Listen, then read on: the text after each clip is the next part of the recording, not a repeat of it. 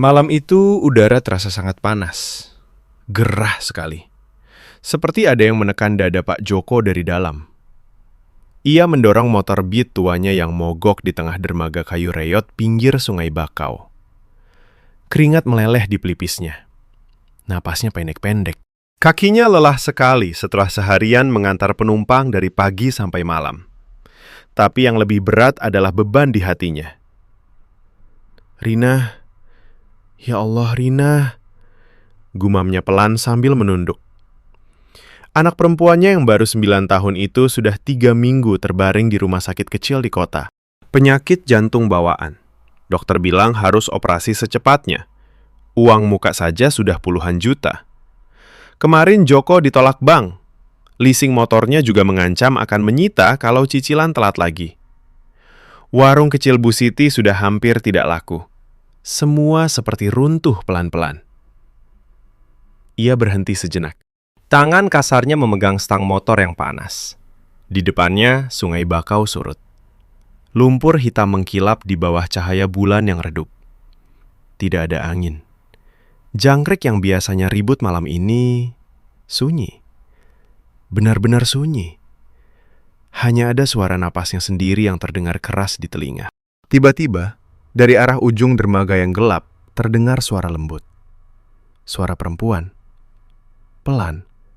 Seperti bisikan angin, tapi jelas. Joko, sini sebentar. Joko mengangkat kepala, badannya menegang. Ia menoleh ke kiri dan ke kanan. Dermaga kosong, hanya tiang-tiang kayu tua yang retak. Tidak ada siapa-siapa. Lampu senter di ponselnya sudah mati karena baterai habis. Ia menelan ludah, tenggorokannya kering. Mungkin angin, katanya dalam hati. Tapi tidak ada angin. Udara tetap pengap, panas. Lalu bau itu datang. Bau melati. Wangi sekali. Seperti ada orang baru lewat membawa bunga segar. Padahal di sekitar sini hanya lumpur asin dan daun bakau busuk. Joko, mendekatlah. Suara itu lagi. Lebih dekat. Joko merasa bulu kuduknya berdiri. Kakinya gemetar sedikit. Tapi ada sesuatu yang menariknya. Seperti ada tali tak kasat mata yang menarik langkahnya ke depan.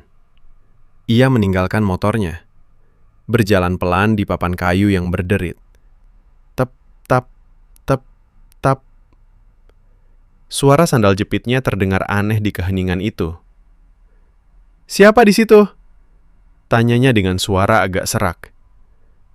Pak Slamet, kalau bercanda, sudah capek aku. Tidak ada jawaban.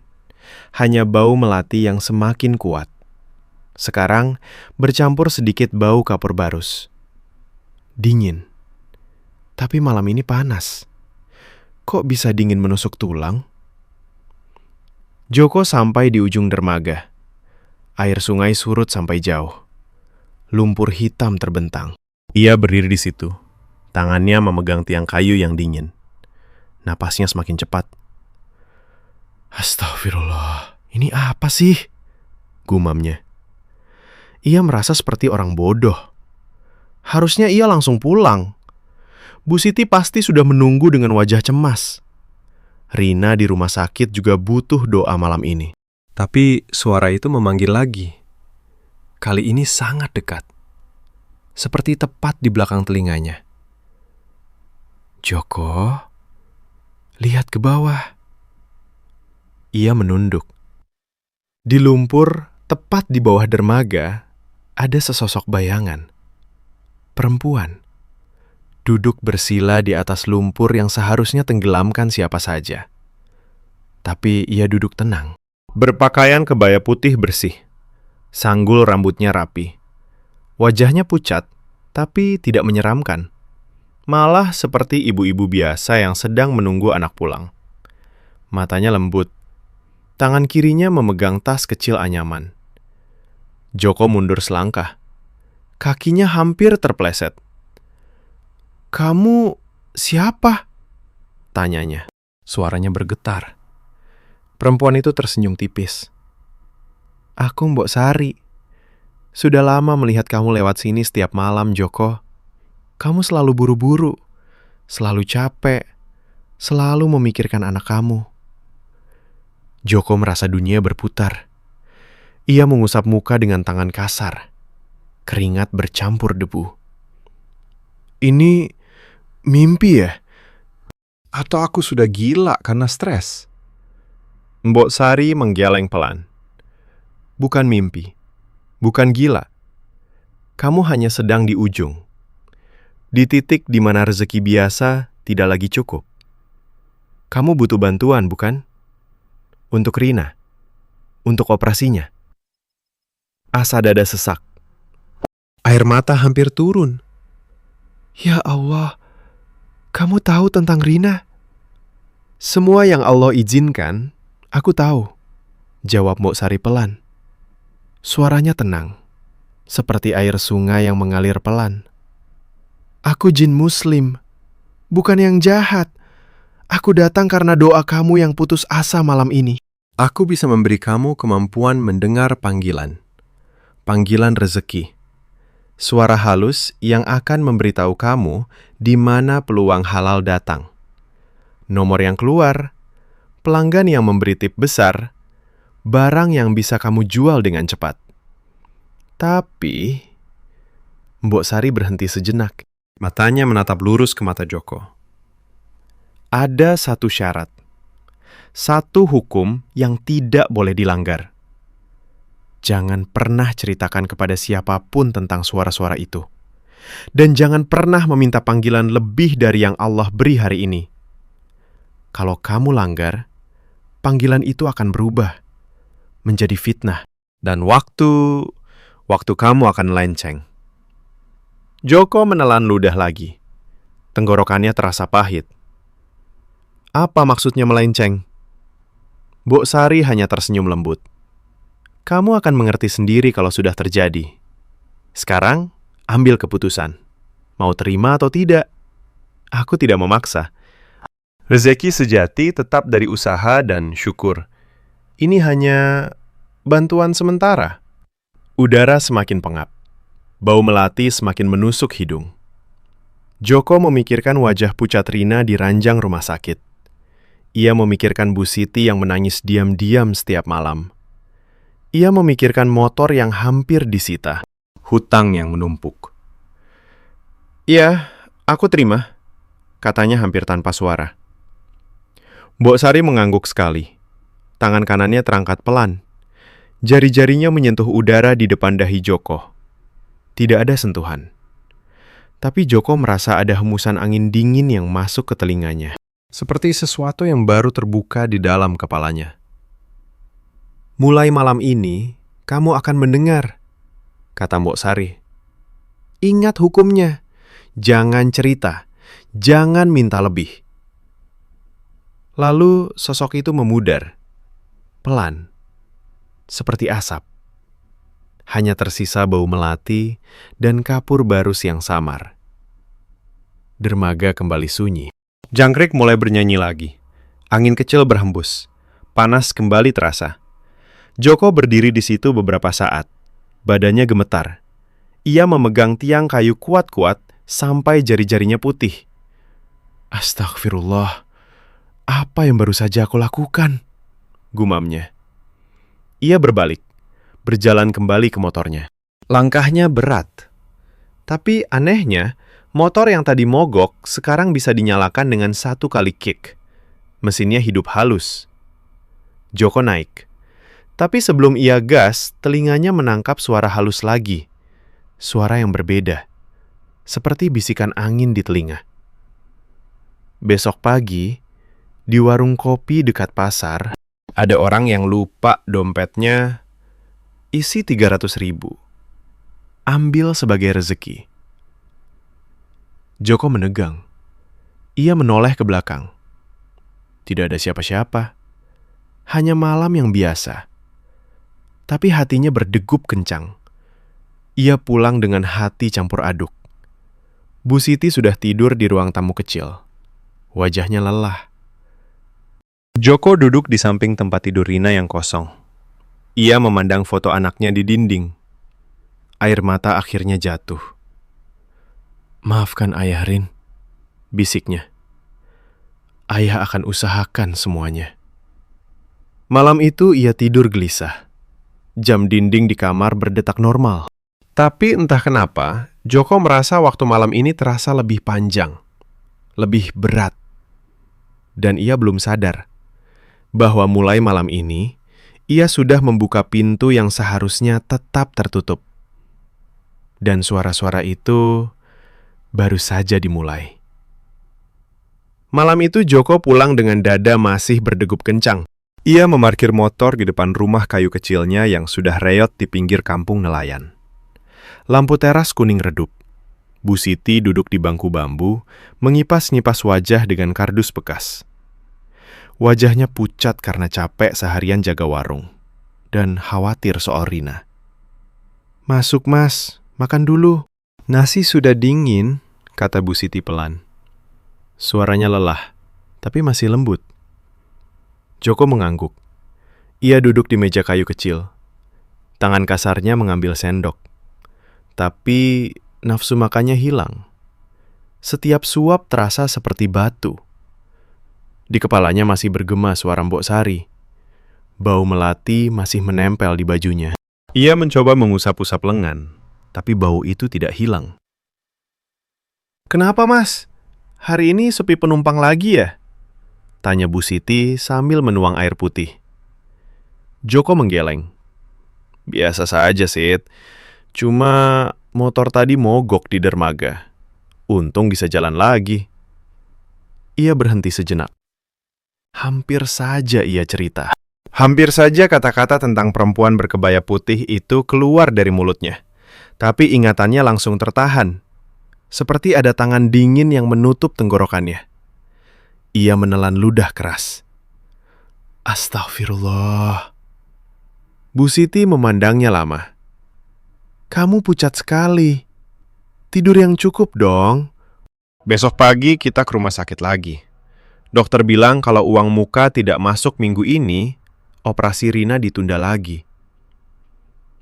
Joko mengangguk pelan. Ia tidak berani menatap mata istrinya. Malam itu, ia tidur di samping Bu Siti.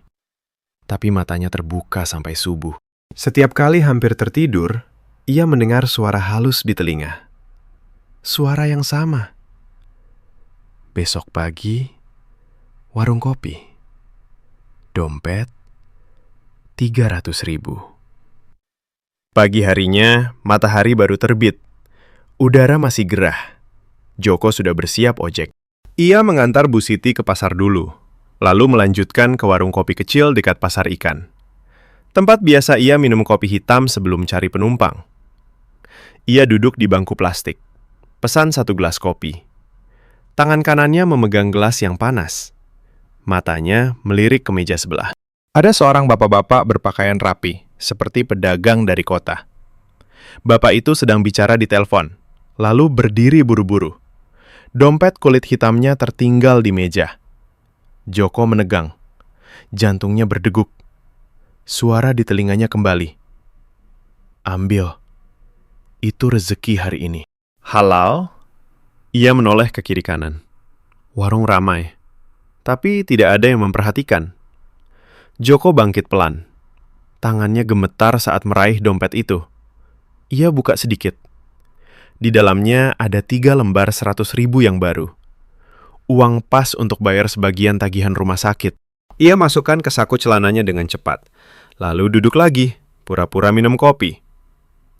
Beberapa menit kemudian, bapak itu kembali, mencari-cari dompet. Wajahnya panik. "Dompet saya! Siapa yang lihat?" Orang-orang di warung menggeleng. Joko juga menggeleng. "Tidak lihat, Pak," katanya dengan suara biasa. Tapi dalam hati ia bergetar. Alhamdulillah, ini benar-benar terjadi. Sepanjang hari itu, panggilan datang lagi. Saat ia mengantar penumpang ke pasar induk, suara halus bilang, "Pelanggan berikutnya, kasih tip besar. Jangan tolak." Dan benar, Seorang ibu-ibu pedagang besar memberi tip 50.000 setelah diantar. Lalu sore harinya, saat lewat pinggir jalan, ia menemukan dompet kecil lagi. Isinya 200.000. Semua mengalir dengan mudah. Malam harinya, Joko pulang dengan uang lebih dari biasanya. Ia serahkan sebagian ke Bu Siti. Ini untuk tambahan Rina, Sid. Besok kita bayar uang muka. Bu Siti memeluknya erat. Air mata jatuh di bahu Joko. Mas, dari mana ini? Kamu kerja terlalu keras. Joko hanya tersenyum tipis. Rezeki, Sid. Allah kasih. Tapi ia tidak berani cerita lebih. Kata-kata Mbok Sari masih terngiang. Jangan cerita. Hari-hari berikutnya berlalu seperti mimpi. Rina mulai stabil di rumah sakit. Dokter bilang kondisinya lebih baik. Bu Siti warungnya mulai ramai. Joko dapat order ojek terus-menerus. Bahkan beberapa kali dapat penumpang yang bayar jauh di atas tarif. Uang masuk pelan-pelan. Hutang leasing, motor lunas sebagian. Joko mulai bisa tidur lebih nyenyak. Tapi ada yang aneh. Setiap kali ia mendengar panggilan, bau melati selalu datang dulu. Lalu dingin menusuk tulang meski cuaca panas. Dan kadang, di tengah malam, ia mendengar suara langkah kecil di luar rumah. Tap, tap, tap. Tapi saat dibuka pintu, tidak ada siapa-siapa. Hanya angin malam yang bawa bau kapur baru samar. Suatu sore, Pak Slamet datang ke warung Bu Siti. Tukang becak yang selalu iri itu duduk di bangku depan. Wajahnya penuh senyum palsu. Wah, Joko, akhir-akhir ini kelihatan cerah ya. Motor tidak disita lagi. Anak sudah mau operasi. Rezeki melimpah dong sekarang. Joko yang sedang minum teh dingin tersenyum kaku. Biasa saja, Mas Slamet. Syukur saja. Slamet mendekat. Suaranya pelan, seperti bisik. Jujur dong, Mas. Kamu dapat duit dari mana? Main togel ya? Atau ikut arisan gelap di belakang pasar? Kalau mau, aku bisa kasih nomor bagus. Kita bagi hasil. Kan enak, cepet kaya. Nggak perlu capek ojek tiap hari. Joko merasa telinganya panas. Ia ingat hukum Mbok Sari. Jangan cerita. Tapi godaan itu datang pelan. Kalau aku cerita sedikit saja, mungkin Slamet bisa bantu cari order lebih banyak, pikirnya dalam hati. Ia menelan ludah. Enggak, Mas, tidak ada apa-apa. Cuma kerja keras saja. Slamet tertawa kecil. Hah, pelit amat. Kita tetangga loh. Kalau ada jalan pintas, bagi dong. Anak kamu kan butuh banyak. Jangan sampai nanti operasi gagal karena uang kurang. Kata-kata itu menusuk. Joko merasa dada sesak. Malam itu saat ia duduk di teras sendirian, suara panggilan datang lagi. Lebih jelas. Besok, di dermaga lagi. Ada yang lebih besar. Kalau kamu mau. Joko menggeleng keras. Ia berdiri. Berjalan mondar-mandir. Ya Allah, tolong jaga aku. Tapi dalam hati ada sedikit keinginan. Keinginan untuk mendengar lebih. Untuk meminta lebih. Supaya Rina sembuh total. Supaya hidup tidak lagi susah. Tiba-tiba, angin malam berhembus dingin sekali. Bau melati menyengat hidungnya. Lalu bau kapur barus yang kuat. Joko merasa bulu kuduknya berdiri semua. Ia menoleh ke belakang. Di ujung teras, bayangan samar muncul sebentar. Perempuan berkebaya putih. Mbok Sari. Ia tidak bicara. Hanya menatap Joko dengan mata lembut tapi tegas. Joko mundur selangkah. Maaf, aku tidak bermaksud. Bayangan itu memudar. Tapi suara halus masih tertinggal di telinganya. Ingat hukumnya, Joko. Jangan minta lebih. Joko duduk lagi. Tangannya dingin. Ia memegang kepalanya. Astagfirullah, aku hampir saja. Malam semakin larut. Bu Siti sudah tidur. Joko masih terjaga. Di telinganya, panggilan datang lagi. Kali ini lebih lembut, lebih menggoda. Satu kali saja, minta nomor besar, cukup untuk operasi penuh. Ia menutup telinga dengan kedua tangan, tapi suara itu tetap masuk, seperti dari dalam kepala sendiri. Dan ia belum sadar bahwa godaan itu baru permulaan. Bahwa fitnah dari tetangga dan dari dalam hatinya sendiri akan semakin kuat. Dan bahwa waktu mulai melenceng pelan-pelan. Malam itu Joko hampir tidak bisa tidur. Suara panggilan di telinganya datang silih berganti. Kadang lembut seperti bisikan ibu, kadang agak mendesak. Ia bangun berkali-kali, minum air, sholat malam, tapi tetap saja. Bau melati menempel di bantal. Bau kapur barus muncul tiba-tiba di sudut kamar. Pagi harinya, ia keluar rumah dengan muka pucat. Bu Siti memandangnya khawatir. "Mas, kamu sakit?" Kok mata hitam begitu? Tidak apa-apa, Sid. Cuma kurang tidur. Jawab Joko sambil memaksakan senyum. Ia naik motor. Gas pelan ke jalan raya. Hari itu order ojek lumayan ramai. Tapi setiap kali berhenti di lampu merah atau nunggu penumpang, suara itu datang lagi. Di depan, pelanggan yang pakai kemeja biru. Dia akan kasih tip 100.000. Dan benar, seorang bapak turun di depan bank, memberi uang ekstra tanpa diminta. Joko merasa campur aduk, senang, tapi juga takut. Ia ingat wajah Mbok Sari yang tenang tapi tegas. Jangan minta lebih. Siang harinya, saat istirahat di warung mie dekat terminal, Pak Slamet muncul lagi. Kali ini ia tidak sendirian. Ada 2 temannya, tukang becak lain. Mereka duduk mengelilingi Joko. Slamet memesan es teh 3 gelas. "Joko, dengar-dengar anak kamu sudah mau operasi ya?" "Alhamdulillah, tapi katanya dokter minta tambahan biaya obat impor. Berapa sih? 50 juta lagi?" tanya Slamet dengan suara pura-pura prihatin. Joko mengaduk mie-nya pelan. "Iya mas, masih kurang. Tapi insya Allah dikumpulin pelan-pelan." Slamet mencondongkan badan. Suaranya turun rendah. "Pelan-pelan itu lama, Mas. Anak kamu bisa tambah parah. Aku punya teman yang main togel online. Nomornya sering keluar. Kalau kamu mau, aku kasih linknya. Modal sedikit, bisa dapat puluhan juta dalam seminggu. Kita bagi 3. Kamu, aku, sama temanku ini." Teman Slamet mengangguk. "Bener, Jok. Banyak yang sudah kaya mendadak. Kamu kan sudah kelihatan rezekinya lancar akhir-akhir ini. Pasti ada caranya. Cerita dong, biar kita ikut." Joko merasa dadanya panas. Telinganya berdengung. Suara panggilan muncul lagi di kepala. Mereka benar. 1 kali saja. Minta nomor besar, cukup untuk selesai semua. Ia menggenggam sendok kuat-kuat sampai buku jarinya putih. "Enggak, Mas. Aku tidak main itu. Haram. Aku takut dosa." Slamet tertawa kecil. "Dosa apa? Kan niatnya buat anak. Allah ngerti kok. Lagian kalau kamu sudah dapat rezeki aneh-aneh, kenapa tidak dibagi ke tetangga?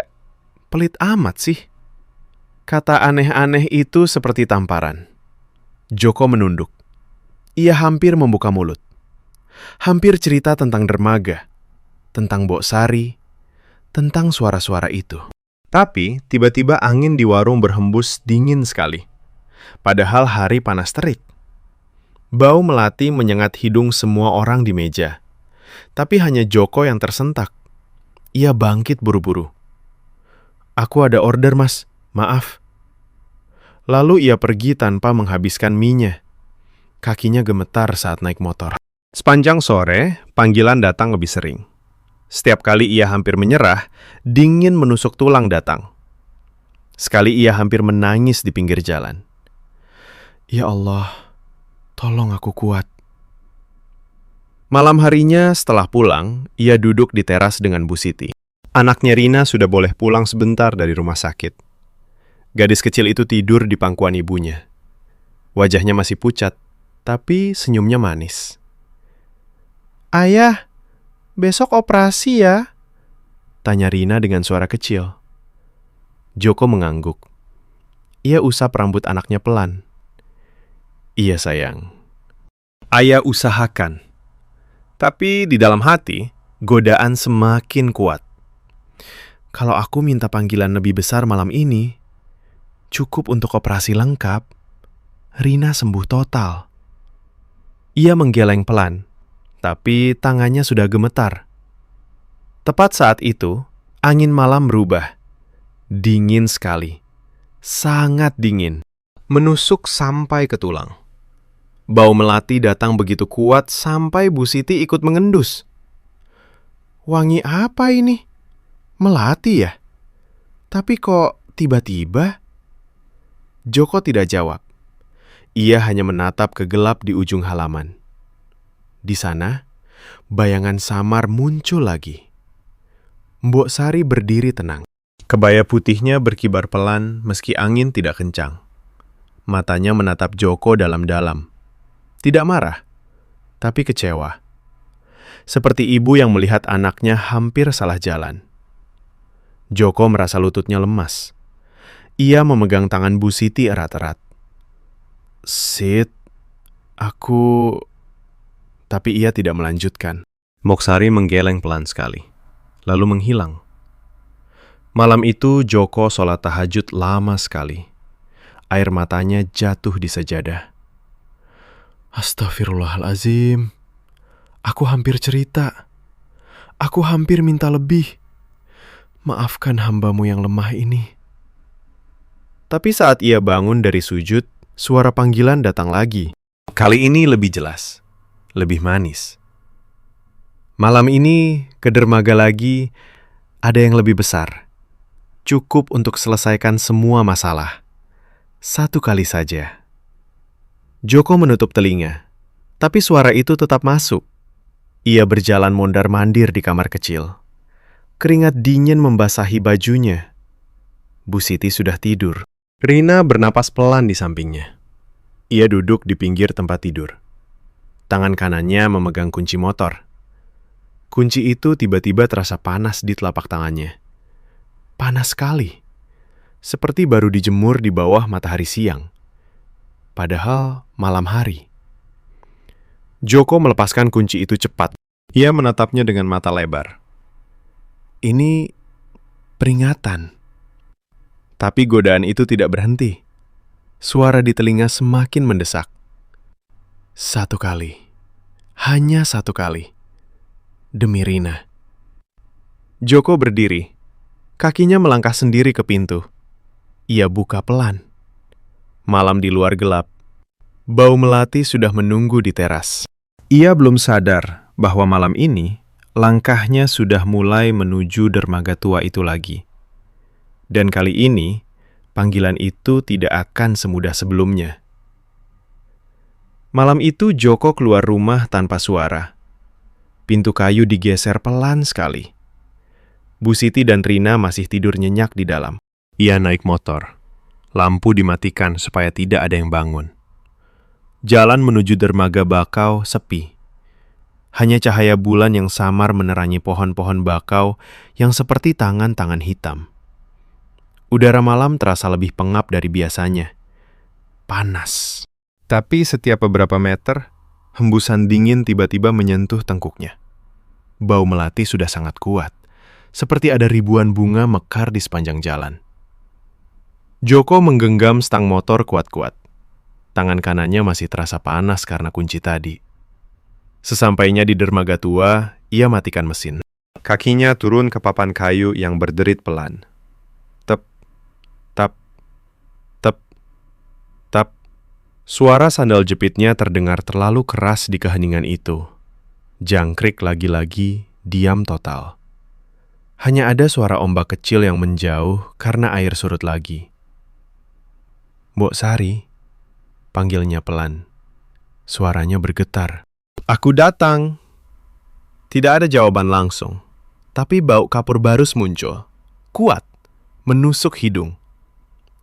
Joko berjalan ke ujung dermaga. Lumpur hitam di bawahnya mengkilap seperti cermin gelap. Ia berdiri di situ. Napasnya pendek. Lalu suara itu datang. Bukan dari telinga, tapi seperti dari dalam dada. Kamu melanggar, Joko. Kamu datang untuk meminta lebih. Joko berlutut pelan. Lututnya menyentuh papan kayu yang kasar. Maaf, Mbok. Aku hanya ingin Rina sembuh total. Operasinya masih kurang banyak. Kalau bisa, dapat sekali yang besar. Cukup untuk selesai semua. Aku janji setelah itu aku berhenti. Aku tidak akan minta lagi. Bayangan muncul di depannya. Mbok Sari duduk bersila di atas lumpur seperti pertama kali.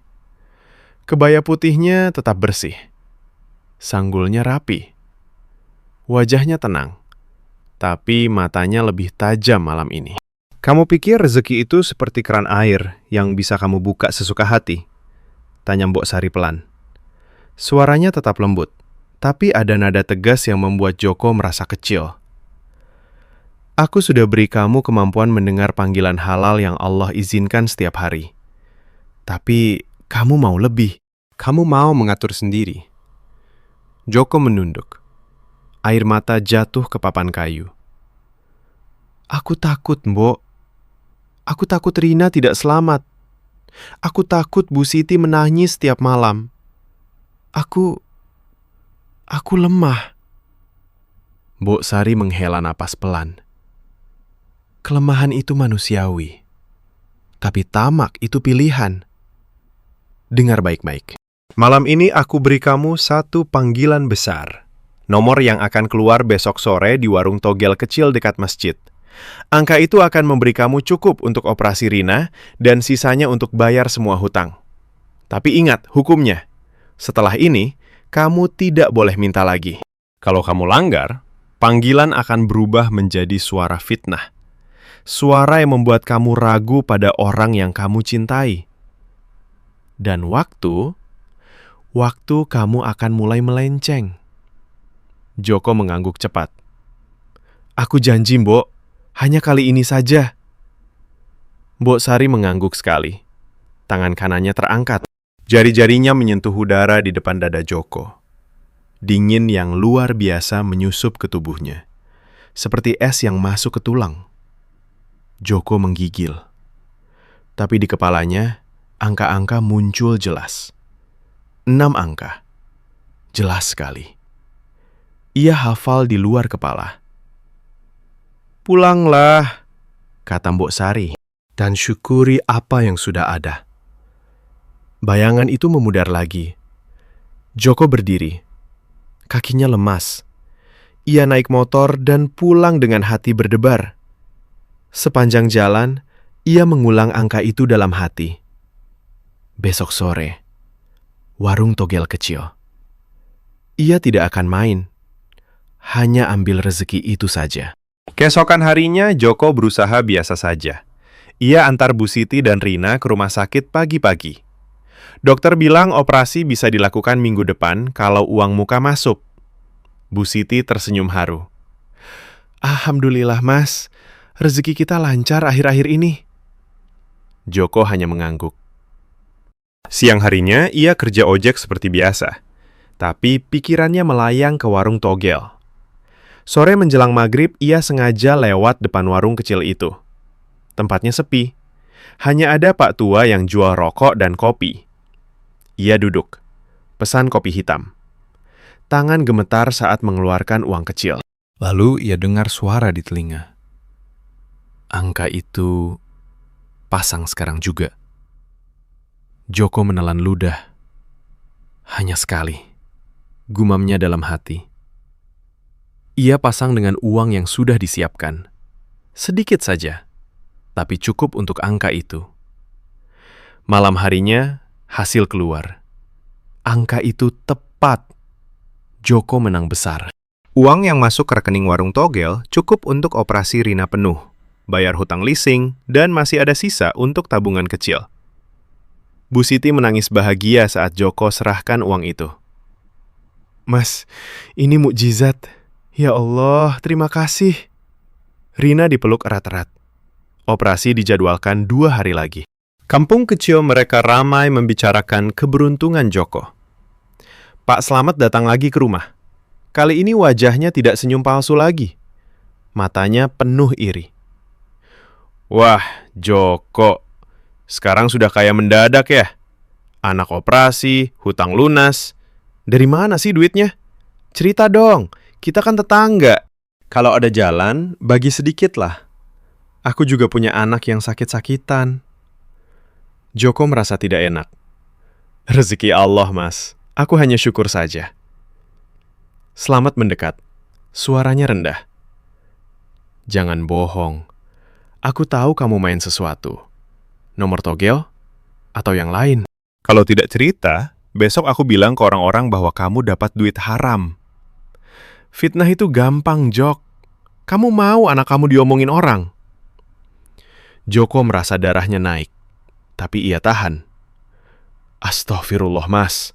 Jangan begitu. Malam itu, setelah Slamet pergi, Joko duduk di teras sendirian. Rina sudah tidur nyenyak di dalam. Bu Siti juga. Tapi Joko tidak bisa tidur.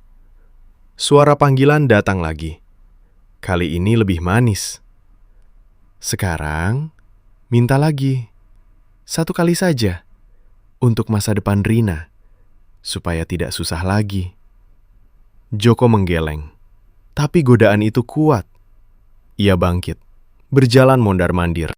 Tangan kanannya memegang ponsel. Hampir saja ia buka aplikasi togel lagi. Hampir saja ia minta angka baru di kepalanya. Tiba-tiba, udara di teras berubah dingin menusuk tulang. Bau melati datang begitu kuat sampai ia batuk. Lalu bau kapur barus yang pekat. Joko melihat ke halaman. Mbok Sari berdiri di sana. Kali ini wajahnya tidak lagi lembut sepenuhnya. Ada kesedihan di matanya. Kamu hampir melanggar lagi, Joko, katanya pelan. Fitnah dari tetangga sudah mulai. Kalau kamu teruskan, suara panggilan akan berubah. Kamu akan mendengar hal-hal yang membuat kamu ragu pada Bu Siti, pada Rina. Waktu kamu akan melenceng. 1 hari bagimu seperti seminggu bagi mereka. Atau sebaliknya. Kamu mau itu terjadi? Joko jatuh berlutut di teras. Tidak, Mbok. Aku takut. Tolong. Mbok Sari hanya menggeleng pelan. Bukan aku yang tolong, Allah yang tolong. Kembalilah ke jalan yang benar. Syukuri apa yang sudah ada. Usaha yang halal, doa yang ikhlas. Bayangan itu menghilang, tapi dingin masih menempel di kulit Joko. Ia masuk rumah, duduk di samping tempat tidur Rina. Anaknya tidur damai, napasnya pelan. Joko usap pipinya yang masih pucat. Air mata jatuh lagi. Maafkan Ayah, Rin. Ayah hampir tamak lagi. Tapi di telinganya, suara panggilan masih ada. Kali ini sedikit berbeda. Lebih tajam. Seperti ada nada curiga. Bu Siti, tadi siang ketemu siapa di pasar? Joko menggeleng keras. Ia tutup telinga. Tapi suara itu tetap masuk. Pelan, menggoda, membuat hatinya gelisah. Dan ia belum sadar bahwa fitnah sudah mulai merayap masuk ke dalam rumahnya sendiri. Dan bahwa waktu mulai bergeser pelan-pelan tanpa ia ketahui. Malam itu Joko tidur gelisah sekali. Setiap kali mata terpejam, suara di telinganya berubah-ubah. Kadang masih lembut menyebut rezeki. Kadang berubah menjadi bisikan curiga.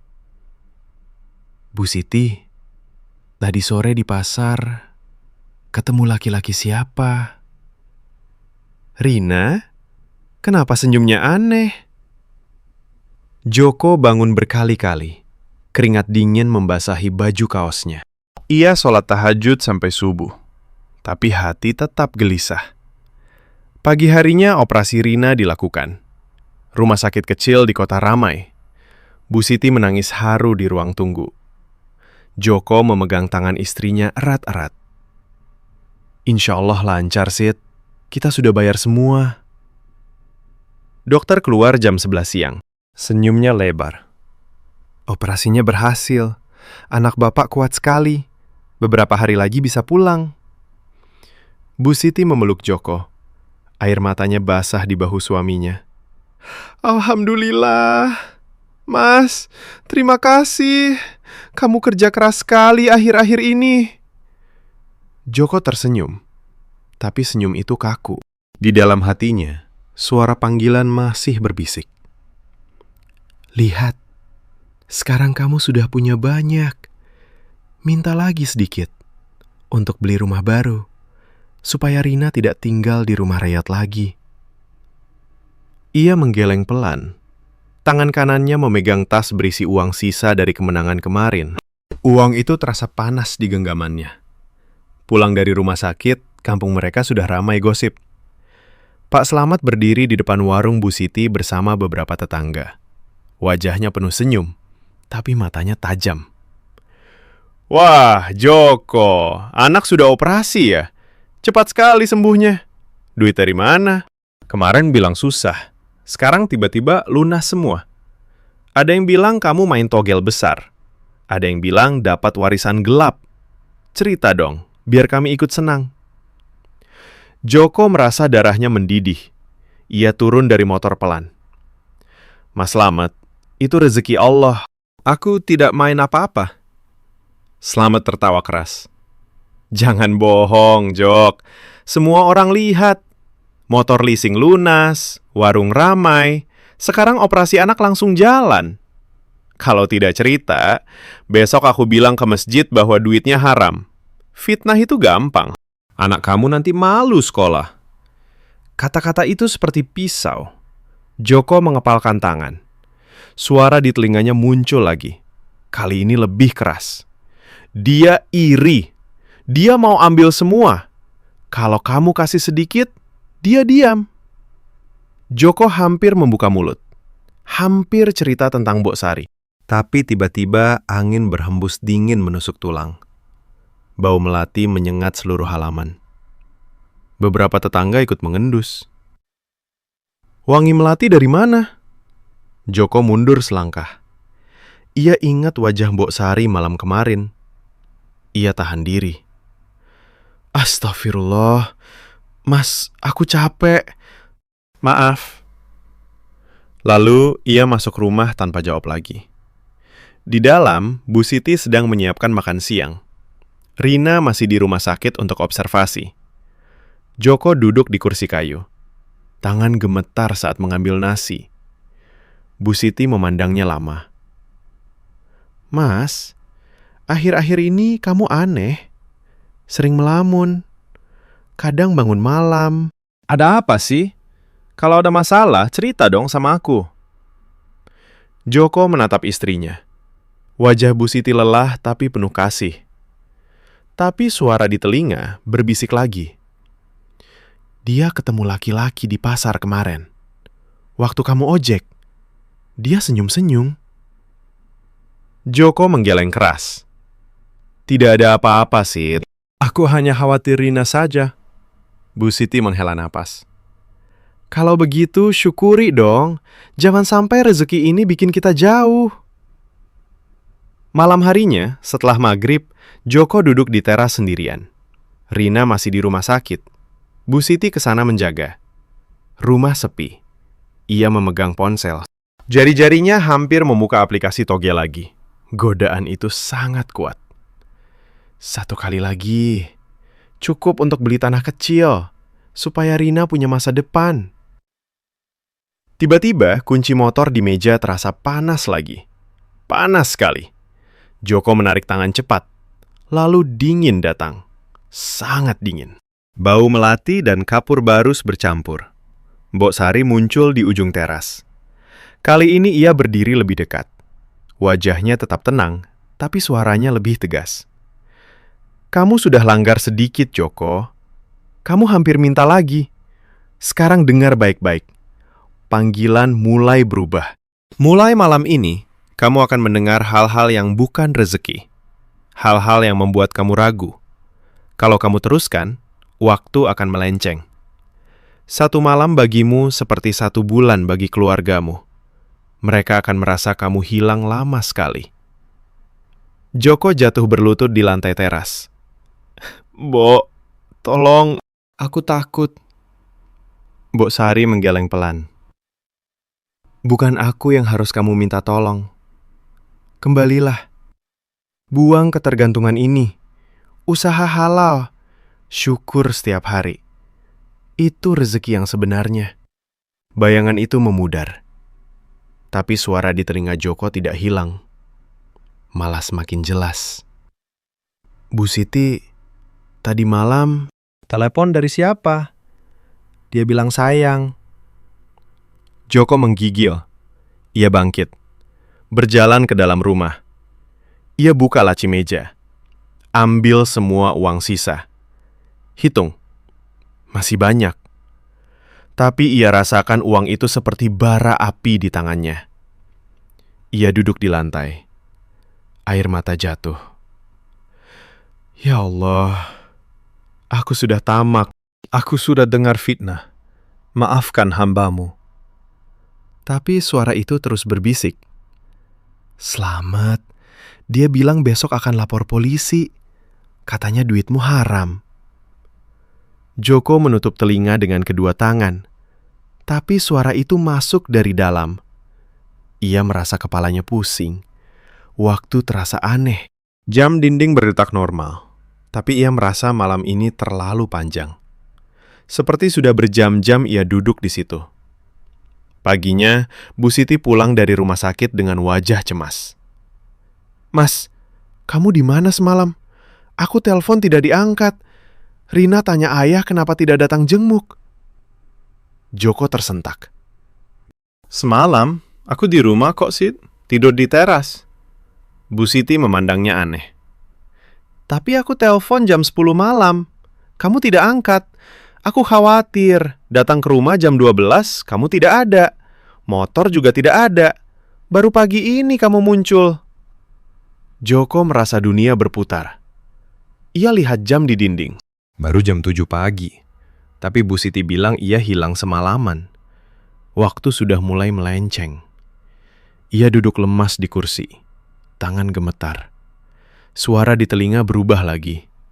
Kali ini lebih dingin. Bu Siti, dia bohong. Dia sembunyikan sesuatu. Joko menatap istrinya. Untuk pertama kali ada keraguan di hatinya. Kecil, tapi ada. Dan fitnah itu semakin merayap masuk ke dalam jiwa. Ia belum sadar bahwa pilihan terbesar sudah di depan mata. Kalau ia terus mendengar, ia akan kehilangan segalanya yang ia cintai. Bukan karena jin, bukan karena kutukan, tapi karena tamaknya sendiri. Malam itu, rumah terasa lebih sempit dari biasanya. Joko duduk di lantai ruang tamu kecil, punggung bersandar ke dinding kayu yang sudah lapuk. Lampu neon kuning redup di atas kepalanya berkedip pelan. Bu Siti baru saja pulang dari rumah sakit, membawa Rina yang masih lemah setelah operasi.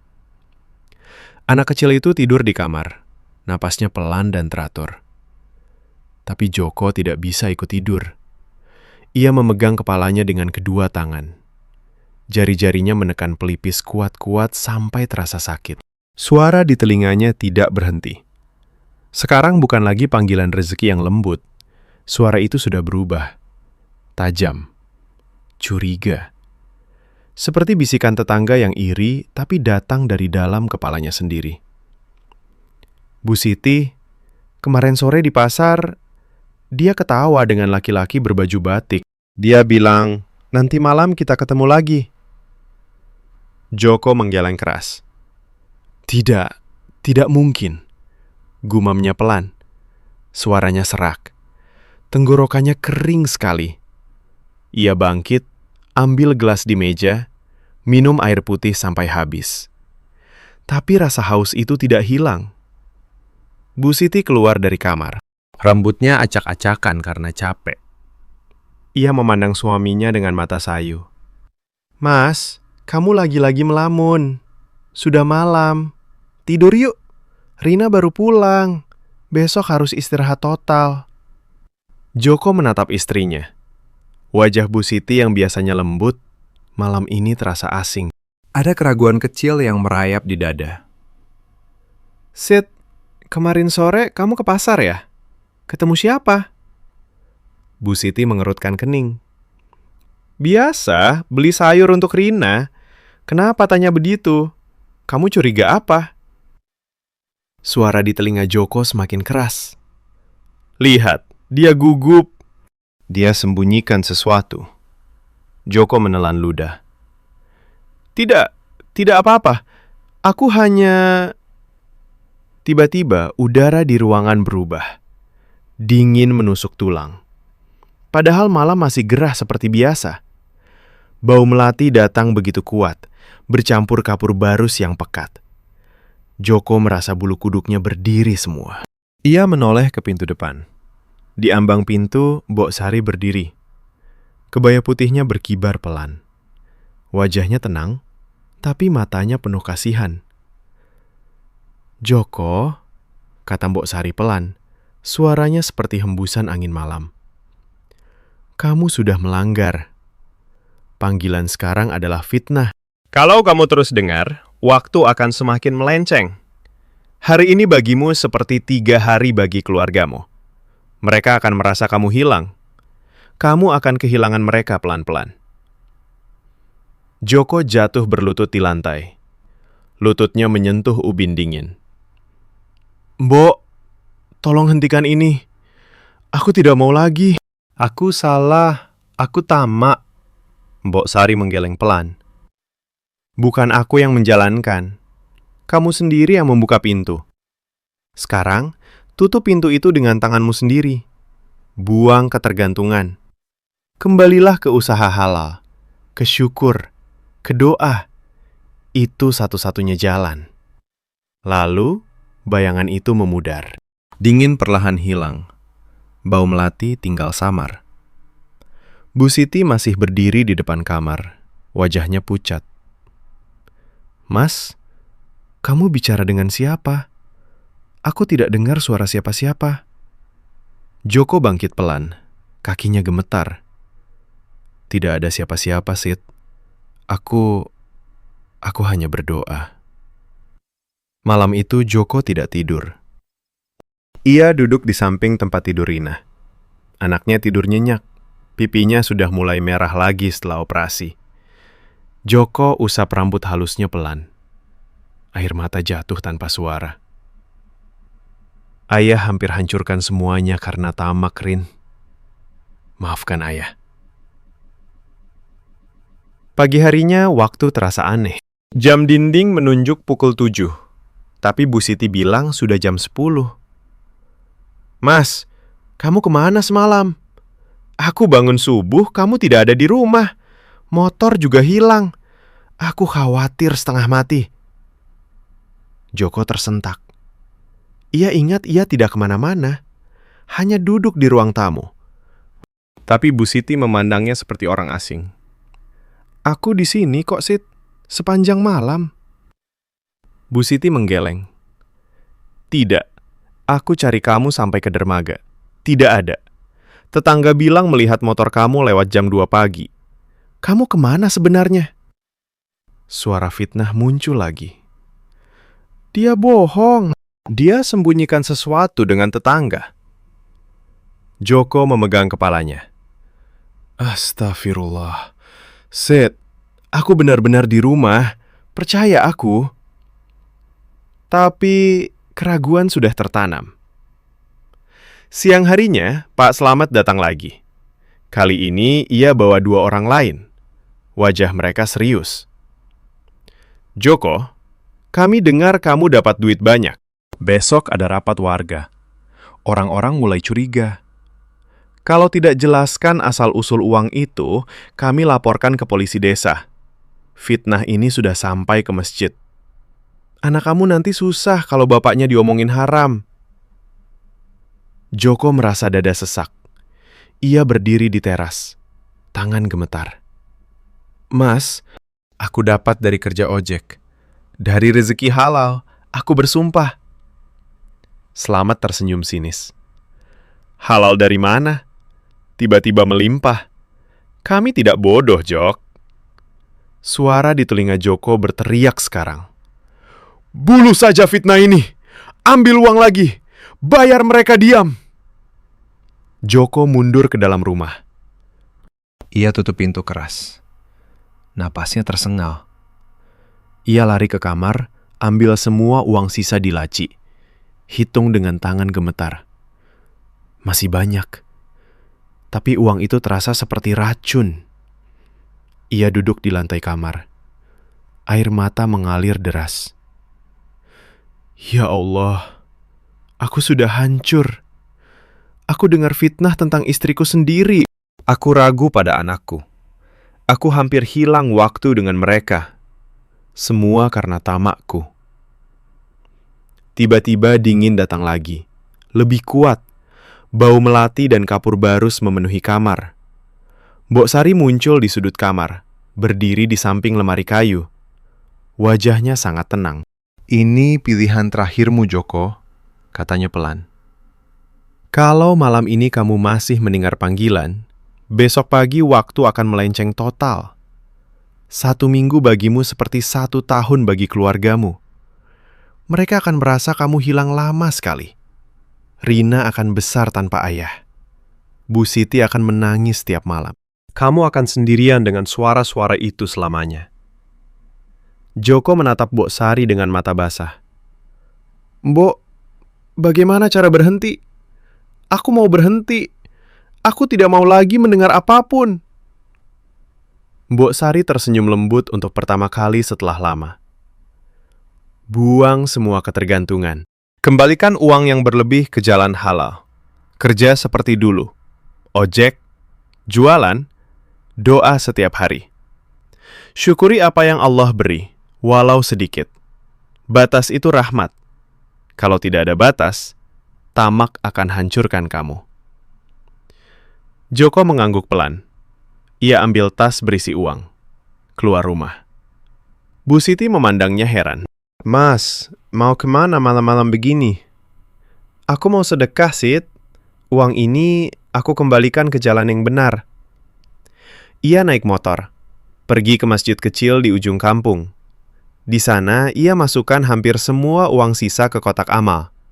Hanya sisakan sedikit untuk kebutuhan sehari-hari. Lalu ia pulang. Kakinya ringan. Untuk pertama kali setelah berminggu-minggu, suara di telinga hilang. Sunyi.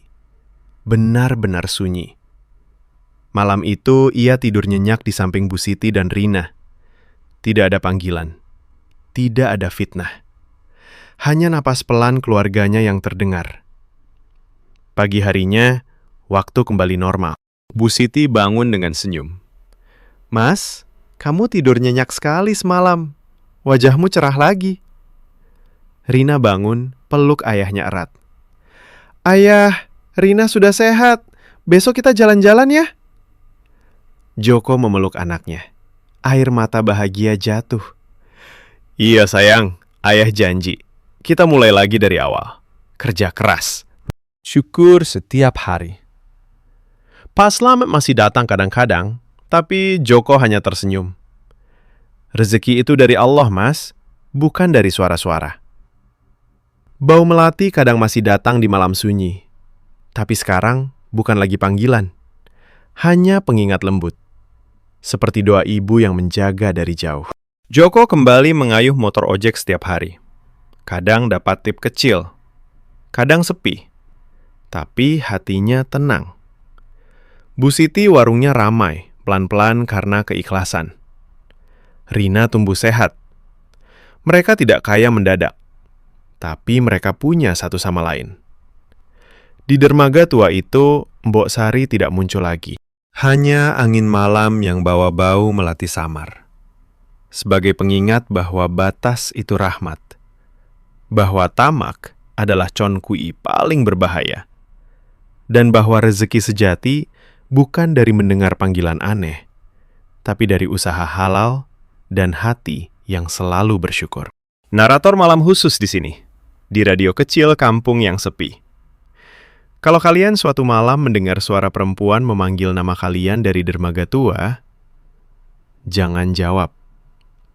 Karena sekali kalian jawab, kalian mungkin tidak akan pulang tepat waktu untuk memeluk anak kalian lagi.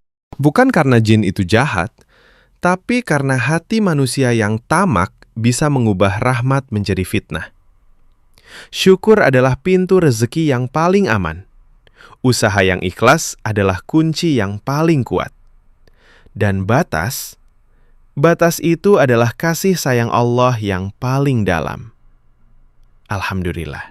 Malam itu, setelah Joko pulang dari masjid dengan tangan hampir kosong, rumah kecil mereka terasa berbeda. Lampu teras masih menyala kuning redup. Bu Siti duduk di bangku bambu, menyipas wajah dengan kardus bekas seperti biasa. Rina sudah tidur di dalam. Napasnya pelan dan damai. Joko memarkir motor pelan sekali. Takut suara knalpot membangunkan siapapun. Ia duduk di samping istrinya. Tangan kasarnya memegang tangan Bu Siti. Dingin malam menyentuh kulit mereka. Tapi kali ini dingin itu biasa. Bukan dingin menusuk tulang yang datang dari dermaga. "Sit," kata Joko pelan. Suaranya serak karena menangis tadi di masjid. "Maafkan aku. Akhir-akhir ini aku aneh sekali. Aku hampir hilang. Hampir hilang kalian." Bu Siti memandangnya lama. Matanya berkaca-kaca. "Aku tahu, Mas. Kamu tidak cerita. Tapi aku lihat. Kamu sering melamun. Bangun malam. Kadang motor hilang entah kemana. Aku takut kamu pergi jauh dan tidak kembali." Joko menunduk. Air mata jatuh lagi ke punggung tangan istrinya. "Aku hampir pergi jauh, Sid. Tapi malam ini, aku berhenti. Aku kembalikan hampir semua uang yang berlebih. Besok, aku mulai lagi seperti dulu. Ojek pagi sampai malam. Kamu jaga warung. Kita kumpulin pelan-pelan untuk Rina sekolah nanti. Tidak perlu cepat kaya. Yang penting kita bersama." Bu Siti memeluknya erat. Bahunya bergetar. "Alhamdulillah, Mas. Aku tidak butuh kaya. Aku hanya butuh kamu pulang setiap malam." Rina butuh ayahnya yang tersenyum, bukan yang ngelamun. Mereka duduk lama di teras. Angin malam bertiup pelan. Bau melati samar datang sebentar, lalu pergi. Kali ini bukan panggilan, hanya seperti hembusan doa yang menenangkan. Joko merasa dadanya ringan. Untuk pertama kali setelah berminggu-minggu, telinganya benar-benar sunyi. Tidak ada bisikan, tidak ada fitnah. Hanya suara jangkrik yang kembali bernyanyi di kejauhan. Pagi harinya, matahari terbit seperti biasa. Joko bangun subuh, sholat, lalu siapkan motor. Bu Siti masak nasi goreng sederhana untuk sarapan. Rina duduk di meja kecil, masih lemah tapi sudah bisa tertawa kecil. "Ayah, hari ini antar Rina ke rumah sakit kontrol ya?" tanya anak itu dengan suara manis. Joko mengangguk. Ia usap kepala anaknya pelan. "Iya sayang, ayah antar." Setelah itu, ayah ojek lagi. "Malam nanti kita makan bakso di pinggir jalan ya." Rina bertepuk tangan kecil. Bu Siti tersenyum dari dapur. Rumah kecil itu terasa hangat lagi. Sepanjang hari, Joko mengayuh motor seperti dulu. Order tidak sebanyak waktu ia mendengar panggilan, tapi cukup. Satu penumpang kasih tip 20.000 karena Iba lihat Joko tersenyum ramah. 2 kali ia dapat order jauh yang bayar pas. Tidak ada suara yang bisik di telinga. Hanya suara angin dan klakson motor lain. Sore harinya, saat maghrib menjelang, ia lewat dermaga tua itu lagi. Motornya berhenti sebentar. Ia turun, berdiri di ujung papan kayu reot. Lumpur bakau masih hitam dan mengkilap. Angin malam mulai berhembus. Tapi kali ini tidak ada bau melati yang menyengat. Tidak ada dingin menusuk tulang.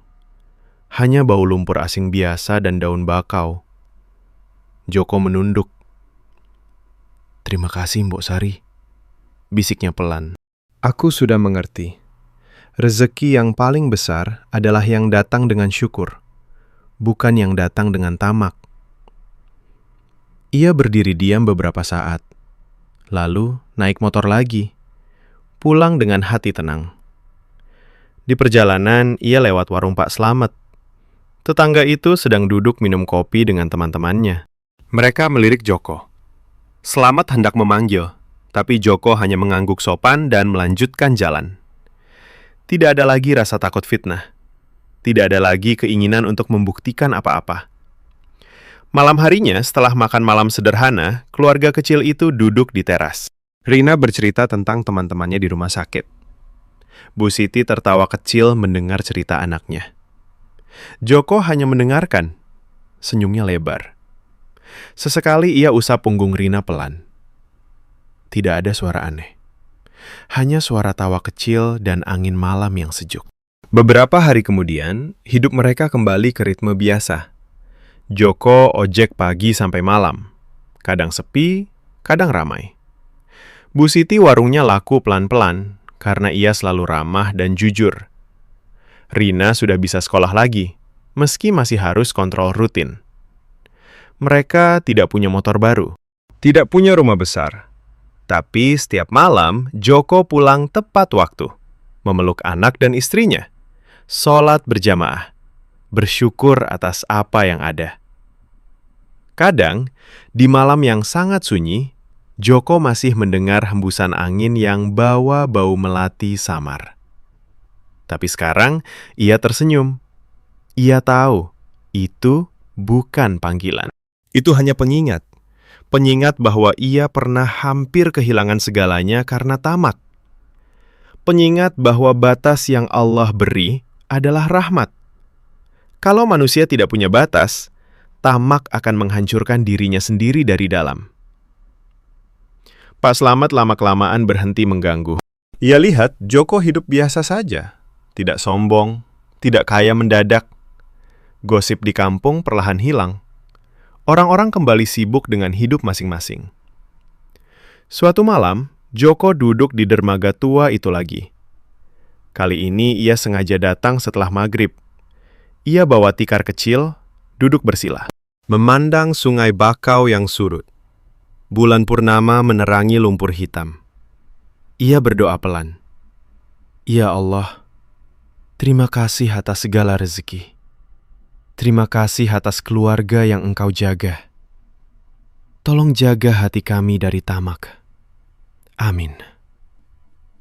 Angin berhembus pelan. Bau melati datang sebentar, lalu hilang. Joko tersenyum. Ia bangkit, lipat tikar, naik motor pulang. Di rumah, Bu Siti dan Rina sudah menunggu. Meja makan sudah disiapkan. Nasi hangat, ikan asin, sambal terasi. Sederhana, tapi penuh berkah. Joko duduk, memegang tangan anak dan istrinya. Mari kita makan. Besok kita mulai lagi dengan semangat baru. Mereka makan sambil tertawa kecil. Suara tawa itu terdengar lebih indah daripada suara panggilan apapun. Dan di kampung kecil dekat Sungai Bakau itu, malam-malam berikutnya tetap sunyi. Hanya ada suara jangkrik, angin, dan doa-doa pelan dari rumah-rumah sederhana. Narator malam yang biasa bercerita di radio kecil kampung ini menutup dengan suara pelan, penuh hikmah.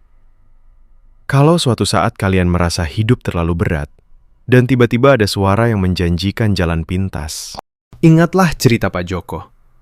Lalu tanyakan pada hati kalian sendiri, apakah aku bersyukur atas apa yang sudah ada? Apakah aku masih mau berusaha dengan tangan dan keringat sendiri? Karena tamak adalah Chon Kui yang paling licik. Ia tidak datang dengan wajah menyeramkan. Ia datang dengan janji manis. Tapi di balik janji itu, ada waktu yang lenceng, fitnah yang merayap, dan keluarga yang perlahan hilang. Rezeki yang paling besar bukan yang datang cepat, tapi yang datang dengan keikhlasan dan syukur. Batas yang Allah beri bukan untuk menyiksa. Batas itu adalah kasih sayangnya yang paling dalam. Kalau kita hormati batas itu, kita akan hidup tenang. Kalau kita langgar karena tamak, kita akan hancur oleh keinginan kita sendiri. Jadi malam ini, sebelum tidur, ucapkan Alhamdulillah untuk segala yang kalian miliki. Besok pagi, bangun dengan niat kerja yang halal. Peluk anak dan istri kalian lebih erat. Karena waktu yang paling berharga bukan yang dipercepat oleh suara aneh, tapi waktu yang dijalani bersama orang-orang yang kita cintai, dengan hati yang bersih. Alhamdulillah. Semoga kita semua dijaga dari tamak yang tersembunyi. Selamat malam, sahabat. Semoga cerita ini menjadi pengingat di malam-malam sunyi kalian. Joko, Bu Siti, dan Rina tidur nyenyak malam itu. Di dermaga tua, angin hanya berhembus pelan. Tidak ada lagi suara memanggil nama siapapun. Karena pintu itu sudah ditutup dengan tangan yang ikhlas. Dan rahmat yang sesungguhnya tetap ada di dalam usaha dan syukur sehari-hari.